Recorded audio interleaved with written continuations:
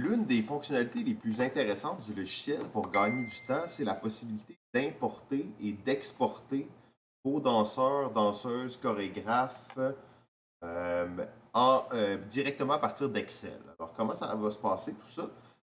La première étape que je vous recommande de faire, c'est, même si vous avez ajouté très peu de danseurs, c'est d'exporter le fichier. Comme ça ça va vous donner un gabarit précis en fait pour ce faire. Alors, j'exporte le fichier et vous pouvez maintenant l'ouvrir dans n'importe quel logiciel comme Excel ou Google Sheet là, qui est gratuit en ligne.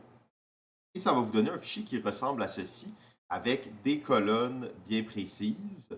On va regarder chaque colonne rapidement. Alors, ID ne pas changer, bien important, si vous exportez, vous allez avoir un chiffre là-dedans. Ne changez pas ce chiffre-là parce que ce chiffre-là, c'est ce qui permet de connecter vos danseurs, vos personnes avec quand vous faites une mise à jour. Alors ça, on n'y touche pas. Le nom peut être modifié sans problème. Le rôle danseur chorégraphe ou danseur chorégraphe, les deux ensemble, ce que je vous recommande de faire pour être sûr de mettre les bons rôles, c'est vraiment de copier-coller directement ce qui se trouve entre guillemets dans l'entête là, de votre fichier. Date de naissance, alors ça va être jour-mois-année.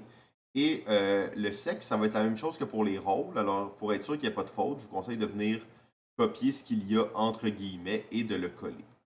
Maintenant, comment ce fichier va fonctionner? On va pouvoir faire des mises à jour sur nos danseurs. Mettons, Annie Brocoli, je veux changer son nom. J'ai oublié, elle avait un E à la fin de son nom.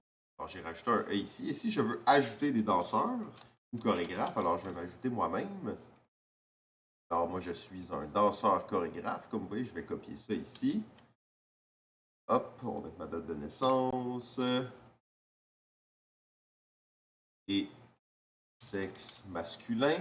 Et là, on pourrait ajouter l'ensemble de ces danseurs comme ça. Si vous avez une liste avec un fichier Excel, ben, copiez déjà toutes les colonnes. Assurez-vous que, bien entendu, les formats soient respectés pour être sûr que ça ne cause pas de problème. Mais si vous avez déjà un fichier Excel, venez coller ici. Et vous voyez, quand on ajoute quelqu'un, on n'a rien besoin de mettre dans la colonne ID. ID, en fait, là, on la laisse comme ça. Donc, cette colonne-là, s'il y a un chiffre dedans, on n'y touche pas. S'il n'y en a pas, on n'en met pas.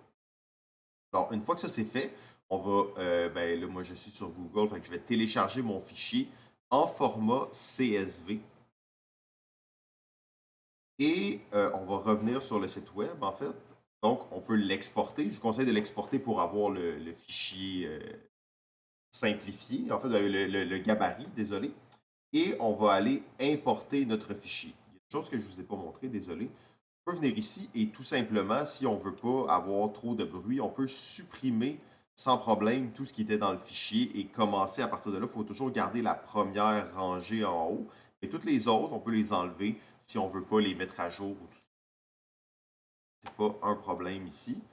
Et je vais importer mon fichier. On va aller dans téléchargement, on va aller le chercher.